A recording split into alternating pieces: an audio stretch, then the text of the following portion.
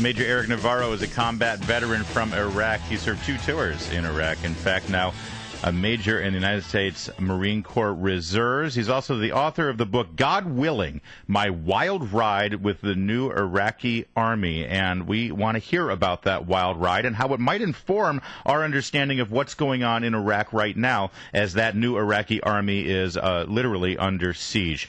Thanks for joining us, Major. Hey, thank you.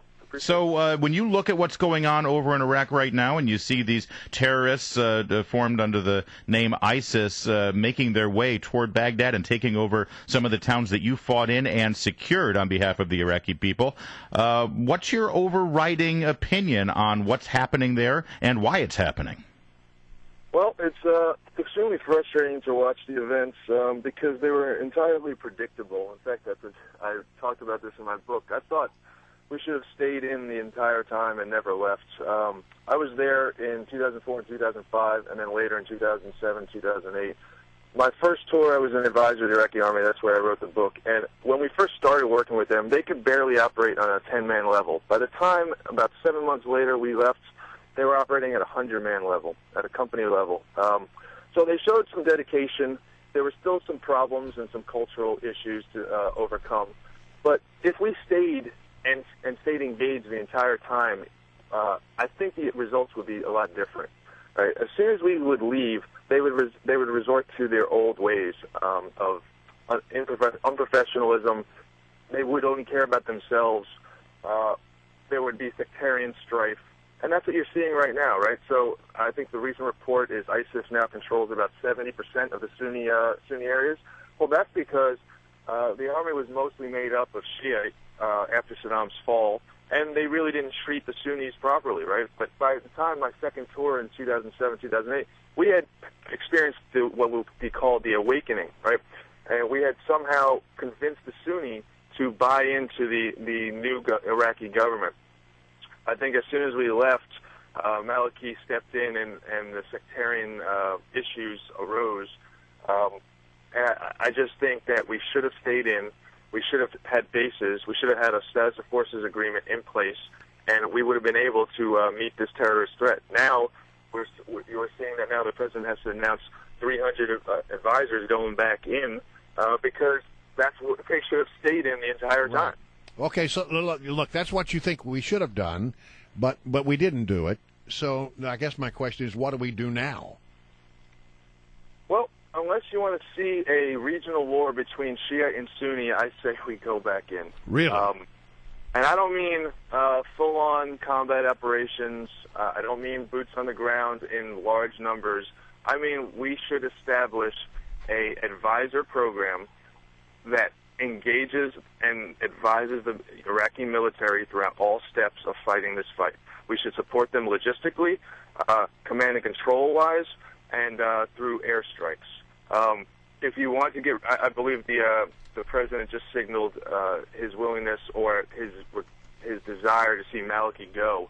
I think that might be a positive step because I think he has been part of the problem, and I think they just had a new election, so it's constitutionally mandated that to form a new government. So this is a perfect opportunity to wipe the slate clean and go back in and establish permanent bases.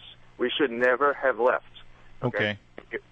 So let's talk about that because, you know, a lot of people are pointing to the October 2011 decision by Barack Obama and his team there, Joe Biden and Hillary Clinton, most prevalently there as part of the negotiating team for that status of forces agreement. And they claim that they couldn't keep our troops there because they wouldn't have been given immunity from Iraqi courts. They were trying to get that from the Iraqi government. They wouldn't grant immunity to our American troops. What do you stand on that? Well, I don't want to directly criticize the President of the United States. I will say it's an incredibly difficult situation. And we weren't in the negotiations with Maliki. But I will say that when you have troops on the ground, you can exert your influence. And that's what we had at the time. And I can't believe that we couldn't have exerted great influence over Maliki's government. I don't see why we couldn't get immunity for our troops. And I would ask also, we're sending now 300 advisors back in. and nobody seems to be able to answer whether or not that immunity for the troops is in place right now. That's a good point, Major. Right. So, if they're not immune, then why did we have the argument back in several years ago when negotiating the status of forces agreement? And I would say, regardless, we had to support the country, because if it breaks up, which is I believe what Biden had once said should happen, right, amongst Kurd, Sunni, and Shiite lines, that will destabilize the entire region. And you're seeing that right now, right? You're seeing refugees spill over the border. You're seeing that right now ISIS controls parts of Syria and Iraq. So the entire region would break apart, or at least be destabilized along Shiite and Sunni lines. That is not good for the entire world. All right. So I'm very troubled by the fact that you say that as soon as we left, the Iraqi forces sort of lost their focus, lost their ability, lost their cohesion, because what we have heard is they're folding like a cheap suit. Are you surprised by that? Not at all. That's exactly what would happen if we weren't there. Anytime we got into an engagement, we had to, me and my fellow team advisors had to be the backbone and stiffen their spine in the face of enemy fire. Right? Now, there were certain leaders amongst the battalion that I was with that were strong, but they're few and far between. Right?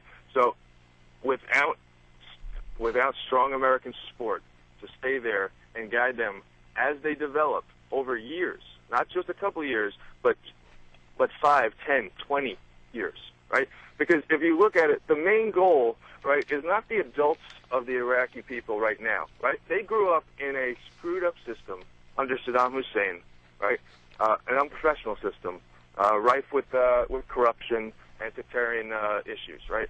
What you're trying to do is establish an area for a environment for the kids, the children of Iraq, to grow up in a stable, democratic country where that's all they know, right?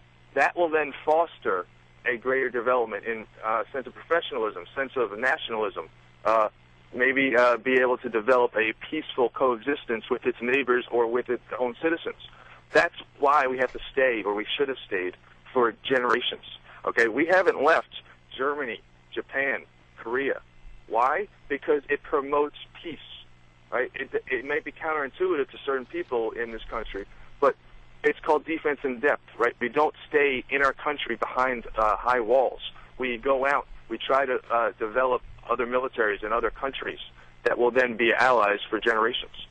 Well, listen, I think we do a lot of good sometimes when we stop and listen to the folks who've actually been there, instead of listening to the politicians and their different ideas about this. Listen, I thank you so much for joining us today.